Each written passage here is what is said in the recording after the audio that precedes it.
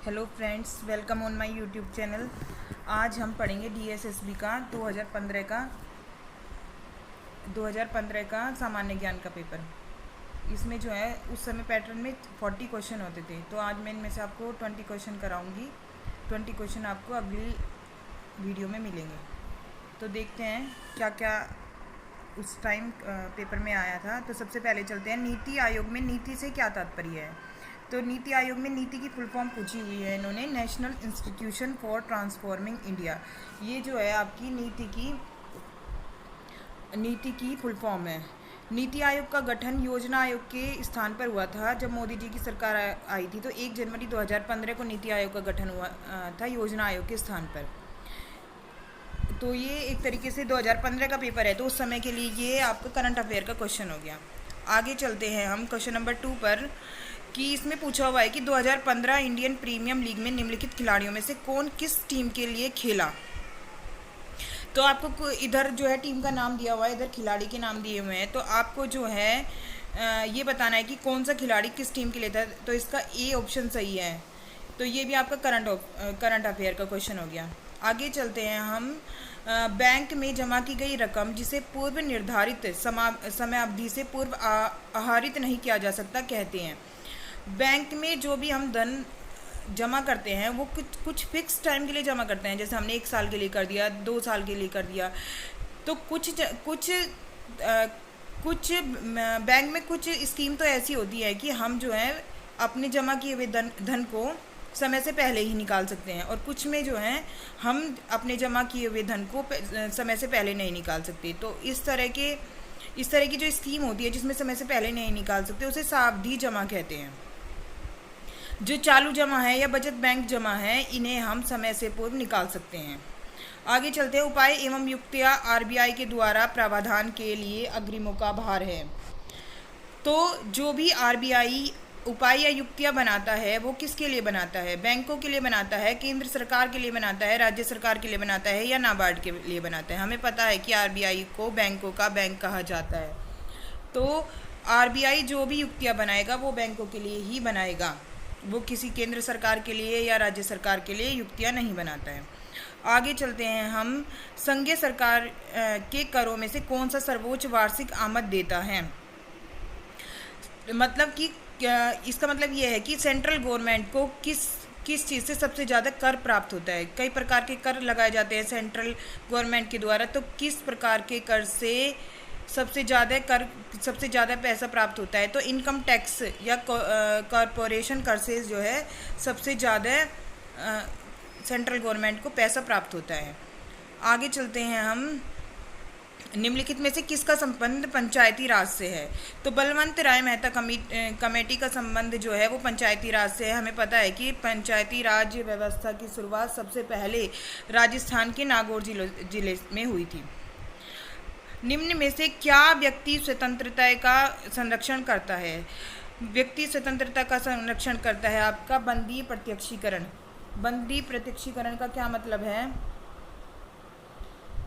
ये जो आपको 4 ऑप्शन दिखाई दे रहे हैं, ये चारों आपके मूल अधिकारों का संरक्षण करते हैं कि यदि आपके मूल अधिकारों का हनन होता है तो न्यायालय उसमें कैसे आपकी हेल्प करेगा। आगे चलते हैं, शून्यकाल क्या है। शून्यकाल वह समय है कि जो संसद के दोनों राज्यसभा या लोकसभा में सत्र होते हैं, 12 से 1 बजे के समय को शून्यकाल कहा जाता है। तो इसका सी हो गया, प्रातःकालीन तथा अपराह सत्रों के बीच का अंतराल। मतलब जो 12 से 1 बजे का टाइम है उसे शून्यकाल कहा जाता है। आगे चलते हैं हम, कोई विधेयक धन विधेयक है या नहीं, इसका निर्णय निम्न में से कौन करता है। हम जानते हैं कि हमारे कुछ विधेयक धन विधेयक होते हैं और कुछ विधेयक धन विधेयक नहीं होते हैं। तो इसका निर्णय जो है लोकसभा अध्यक्ष करते हैं कि कोई विधेयक धन विधेयक है या नहीं है। आगे चलते हैं, मनसबदारी प्रथा किसके द्वारा लागू की गई थी। मनसबदारी प्रथा जो है वो अकबर के द्वारा लागू की गई थी। सिंधु सभ्यता का प्राचीन बंदरगाह कौन सा है। सिंधु सभ्यता का जो प्राचीन बंदरगाह है वो है आपका लोथल। अब सही कालानुक्रम दीजिए। ये जो आपको 4 ऑप्शन दिए गए हैं इनको हमें डेट वाइज सही ऑर्डर में लगाना है। तो सही ऑर्डर में लगाना है तो इसका जो है आंसर हो जाएगा option number D. Option number D इसका आंसर हो जाएगा। अब आगे चलते हैं।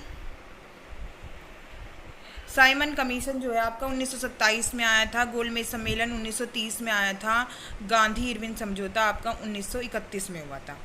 भारत ने पुर्तगालियों से गोवा को मुक्त कराया वर्ष। क्वेश्चन नंबर 13 देखिए, इसमें पूछा गया है कि भारत ने पुर्तगालियों से गोवा को किस वर्ष मुक्त कराया।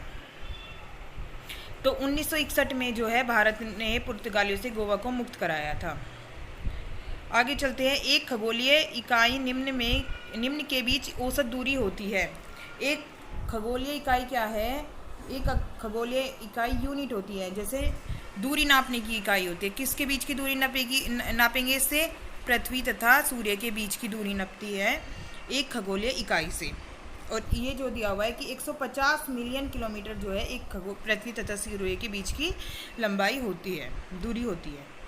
निम्न में से कौन सा ग्रह सूर्य की एक परिक्रमा करने में अधिकतम समय लेता है? तो ये है आपका बृहस्पति ग्रह जो है वो आपका सूर्य की परिक्रमा करने में सबसे अधिक समय लेता है। फ्रेंच ओपन 2015 का पुरुष एकल खिताब किसने जीता? तो ये आपका जीता स्टान वावरिंका ने। ये जो है आपका उस समय का करंट अफेयर का क्वेश्चन हो गया। तो आप देख रहे हैं कि करंट से जो है खेल समाचार सबसे ज़्यादा आते हैं, खेल की करंट जो हैं वो सबसे ज़्यादा आते हैं, तो आप उस पर ज़्यादा ध्यान दीजिएगा। यदि आप तूतीकोरन, पारादीप, कांडला तथा मंगलोर जाते हैं तो आपको निम्न में से होकर जाना पड़ता है। तो आपको उड़ीसा से होकर जाना पड़ेगा। किस बजट में किसान टीवी की घोषणा की गई थी? तो 2014-15 के बजट में किसान टीवी की घोषणा की गई थी। भारत के उत्तरी मैदानों के वृत्त क्षेत्र में प्रसारित मृदा है।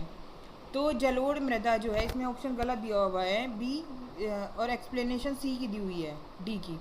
तो इसका आंसर जलोढ़ मृदा है, ध्यान से देखिएगा, इसका आंसर डी है। जलोढ़ मृदा उत्तरी मैदानों में फैली हुई सबसे अधिक मिट्टी है।